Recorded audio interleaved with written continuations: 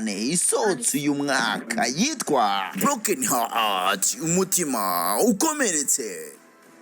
Ni filime ivuga ku musore muto wakunze umukobwa umuruta, kandi uwo mukobwa afite undi muhungu yikundira. Iyo mikino wirirwamo n'abo bana b'imyaka nk'iyo murimo ntabwo nyikunda. Ese yari namenye yuko Rugahera arwaye kanseri, bizagenda bite? Ese uru rukundo rw'uyu musore ruzakunda? Ntukigwe n'iyi filime iri guca kuri YouTube channel yitwa Irale Swala. Nta nubwo azirurangirwa. Utinya Imana? Yambwiye ati uwo musore nawe ntawe nzi, umwana mfite umwe rukumbi n'umwana witwa Bini. Yataye ubwenge rero. Ikigaragara cyo mama wawe afite ikintu cyamubayeho cyamwibagije ibintu byose. Naruhiye. Ya, twamubona dute? Tugikorera ubushakashatsi bwacu. Umva aratamubwira iribagiye. Cyusa. Ndabasuhuje kandi mbahaye ikaze kuri Dego Media, mwebwe bakunze b'inzira y'umusaraba. Ngira ngo murabibona, uwitwa Mama yibagiwe yuko yabyaye abana babiri ndetse yatwihakanye.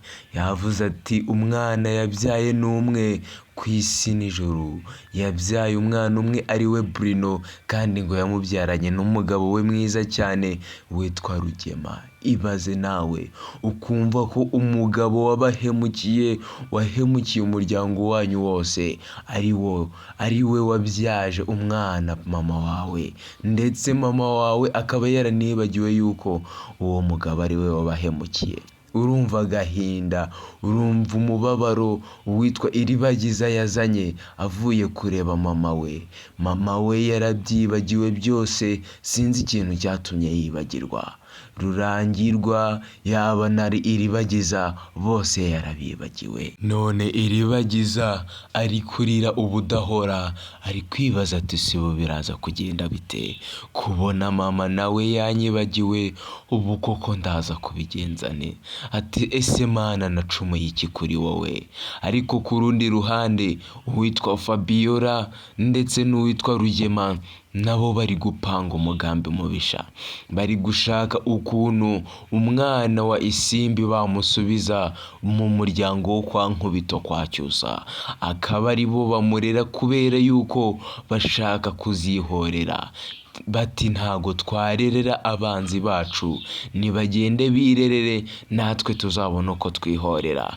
Kubera ko Fabiola ari kuvuga ati narahiriye kwihorera, agomba gusubira mu muryango wa Nkubito kwa mama Cyusa rwose.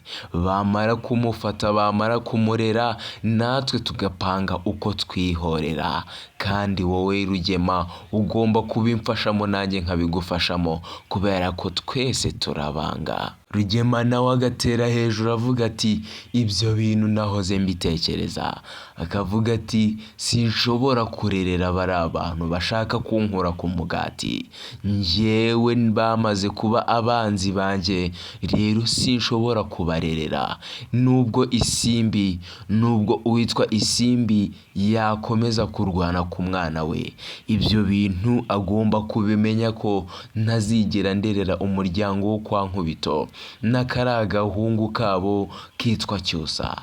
Mwabonye ukuntu kanzengereje karimo gashaka no kunkubita, ndetse karanagushimusa wowe Fabiola. Ugomba kumfasha ndetse tukaba twabasha kugashyira hasi.